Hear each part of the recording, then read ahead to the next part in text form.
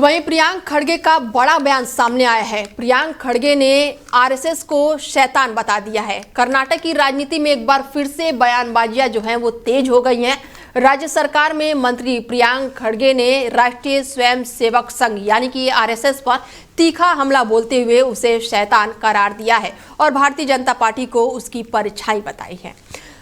उन्होंने संगठन की फंडिंग, कानून स्थिति और संवैधानिक जवाबदेही पर भी सवाल खड़े करते हुए वित्तीय अनियमितताओं के आरोप भी लगाए। एक सार्वजनिक कार्यक्रम को संबोधित करते हुए खड़गे ने कहा है कि आरएसएस के बिना बीजेपी का अस्तित्व कमजोर पड़ जाता है। उन्होंने कहा कि अगर आरएसएस नहीं होता तो बीजेपी की स्थिति और भी खराब होती। हम आज शैतान की छाया से लड़ रहे हैं। शैतान कौन है? आरएसएस। इसकी छाया कौन है? बीजेपी। अगर हम छाया से नहीं असली स्रोतों से लड़े तो देश अपने आप बेहतर होगा।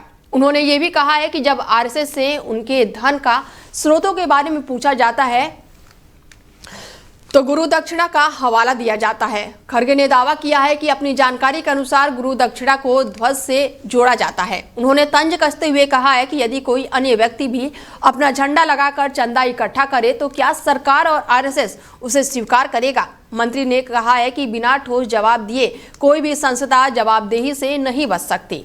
उन्होंने स्पष्ट किया है कि जब तक आरएसएस संविधान और कानून के तहत पंजीकृत नहीं हो जाता तब तक वो यह मुद्दा उठाते रहेंगे। धार्मिक और सामाजिक मुद्दों पर भी टिप्पणी करते हुए खड़गे ने कहा है कि महर्षि वाल्मीकि द्वारा रचित रामायण का स्वरूप अलग है, जबकि वर्तमान समय में धर्म की व्याख्या अलग तरीके से की जा रही है।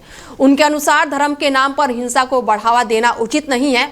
खड़गे ने आरोप लगाया है कि आरएसएस को 2500 से अधिक संगठनों का नेटवर्क है, जिसमें अमेरिका और इंग्लैंड जैसे देशों में सक्रिय इकाइयां भी शामिल हैं। उन्होंने कहा है कि संगठन की फंडिंग के स्रोतों का पारदर्शिता पर सवाल उठाना चाहिए और जब आम नागरिक और संस्थाओं को टैक्स देना पड़ता है तो हर लेन देन का हिसाब देना होता है, तो आरएसएस क्यों अलग है? आरएसएस प्रमुख मोहन भागवत के उस बयान का उल्लेख करते हुए जिसमें अधिक बच्चों को लेकर टिप्पणी की गई थी, प्रियंक खड़गे ने कहा है कि जो खुद विवाह नहीं करते वो दूसरों को परिवार बढ़ाने की सलाह दे रहे हैं। उन्होंने आरोप लगाया है कि बीजेपी सार्वजनिक और निजी मंचों पर अलग अलग बातें करती है और इसकी नीतियों का असर गरीब परिवारों पर पड़ रहा है। फिलहाल प्रियंक खड़गे का ये बयान जो है सोशल मीडिया पर तेजी से वायरल हो रहा है, क्योंकि प्रियंक खड़गे ने आरएसएस को शैतान बता दिया है और अब आरएसएस की तरफ से क्या टिप्पणी आएगी, अब सबकी निगाहें इस बात पर टिकी हुई है।